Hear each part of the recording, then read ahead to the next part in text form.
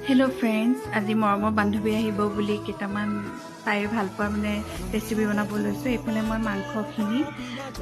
দৈ নিমখ হালধি অকমান কেঁচা তেল সানি পেলানি মঠি পেলানি ফ্ৰিজত মেৰিনেট কৰি থৈ দিছো আৰু এফালে গাছা ধুই আহি মই মাংস বনাবলৈ সাজু কৰিছো এফালে দালিও পাতি দিছো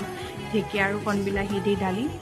এফালে মই মাংসখিনিত আপোনাৰ পিঁয়াজ আৰু নহৰু দি পেলানি পেষ্টটো দি ভাজি আছো তাৰ পিছত মেৰিনেট কৰি থোৱা মাংসখিনি দি দিছো